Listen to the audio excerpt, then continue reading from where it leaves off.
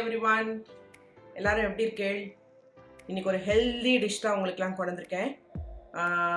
இது வந்து fireless cooking.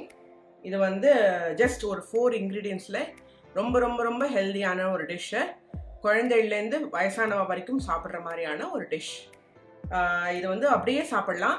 இல்ல ஒரு நமக்கு ஒரு கிரேவிங்ஸ் இருக்கும் இல்லையா, ஒரு 4 மணிக்கு டீ குடிக்கும் போது ஏதாவது அப்போ வந்து நமக்கு மிஞ்சி போன எல்லாமே நம்ம ஃப்ரைடா பண்ணிடுறோம், இல்ல சுண்டல் பண்றோம். அப்படி இல்லாம இது வந்து ஒரு வெஜிடபிள் வச்சு எப்படி ஒரு குக் பண்ணலாங்கிறது தான் இன்னைக்கு நம்ம பார்க்க போறோம். அதுக்கு என்னென்ன இன்கிரீடியன்ஸ் தேவைங்கிறத இப்போ பார்க்கலாம். பேரு கேரட் சாலட். அதுக்கு வந்து நம்ம கேஸே யூஸ் பண்ண போறது இல்லை, வெறும் தாளிச்சு கொட்டத்துக்கு மட்டும் தான் நம்ம யூஸ் பண்ண போறோம். இதுக்கு என்னெல்லாம் பொருள் தேவைன்னா, ஒரு 4 கேரட்ஸை நான் வந்து ஒரு 200 கிராம்ஸ் இருக்கும், அதை நல்லா இப்படி அழகாக ஷ்ரெட் பண்ணி வச்சுட்டுருக்கேன். ரொம்ப மோட்டாவாக ஷ்ரெட் பண்ண வேண்டாம், இந்த மாதிரியான ஸ்லைஸ் மட்டும் பண்ணி வச்சுக்கோங்க அழகாக. அப்புறம் 2 பச்சை மிளகாவை நான் இப்படி குட்டி குட்டியாக நறுக்கி வச்சுட்டுருக்கேன். அப்புறம் எவ்வளோக்கு எவ்வளோ கொத்தமல்லி போடுறோமோ அவ்வளோ டேஸ்ட்டு. நான் இன்னைக்கு ஒரு 25 கிராம்ஸ் ஆஃப் கொத்தமல்லி நறுக்கி வச்சுட்டுருக்கேன் பொடி பொடியாக. அப்புறம் லெமன் ஜூஸ், ஒரு 4 to 5 drops of lemon juice. அப்புறம் உப்பு அண்ட் தாளிச்சு கொட்டுறதுக்கு ஒரு ஸ்பூன் எண்ணெய், கடுகு அண்ட் உளுத்தம்பருப்பு. அவ்வளோதான் இதுக்கு தேவை. ஒரு ரிஃபைண்ட் ஆயில் யூஸ் பண்ண போகிறோம்.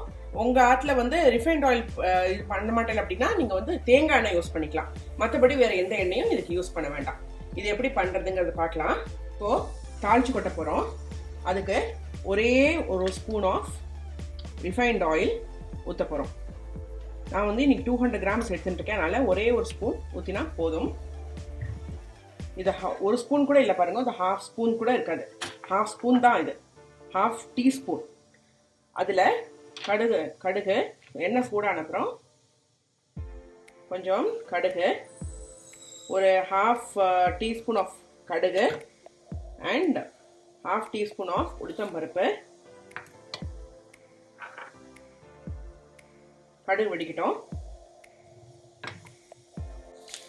கடுகு வெடிச்சுட்டு உளுத்தம்பருப்பு லேசாக செவந்த போது நீங்கள் வந்து கட் பண்ணி வச்சுருக்கிற பச்சை மிளகாவை அதில் போட்டுருங்க.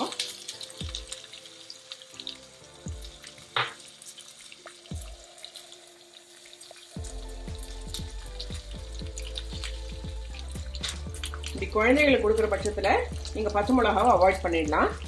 இல்லை பச்சை மிளகாவை ஒரு ½ டீஸ்பூனை வந்து நல்லா நெசுக்கிட்டோ அம்மியில் அதை நீங்கள் ஆட் பண்ணலாம்.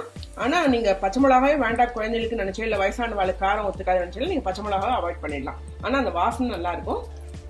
இதுலேயே வந்து நீங்கள் கொத்தமல்லியும் போட்டுரும். நல்லா பொடி பொடியாக கட் பண்ண கொத்தமல்லி தாளிச்சு கொட்டிட்டோம் இல்லையா. இதை வந்து போடுறதுக்கு முன்னாடி இந்த கேரட்டில் அதுக்கு தேவையான அளவு உப்பு, நான் ஒரு ½ டீஸ்பூன் ஆஃப் உப்பு போட்டிருக்கேன்.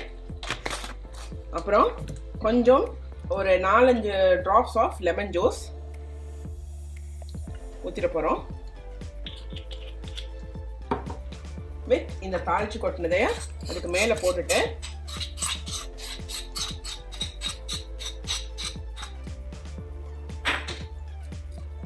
நல்ல ஒரு ஸ்டர் கொடுங்க. ஃபஸ்ட்டே நீங்கள் உப்பு போட்டீங்கன்னா தண்ணி விட்டுன்றோம், அதனால தான் நான் வந்து தாளிச்சு கொட்டும் போது உங்களுக்கு உப்பு போட சொன்னேன். இது நீங்கள் கேரட், அப்புறமா கியூக்கம்பர், அப்புறம் ஏதாவது ராவாக சாப்பிட்றது வந்து நான் ஆக்சுவலாக டெல்லியில் ராடிஷ் இருக்கு இல்லையா, அதை வந்து துருவி இந்த மாதிரி பண்ணி கூட நான் பார்த்துருக்கேன். அது இன்னமும் நல்லது, பாஸ்பரஸ் இருக்குது ராடிஷில்.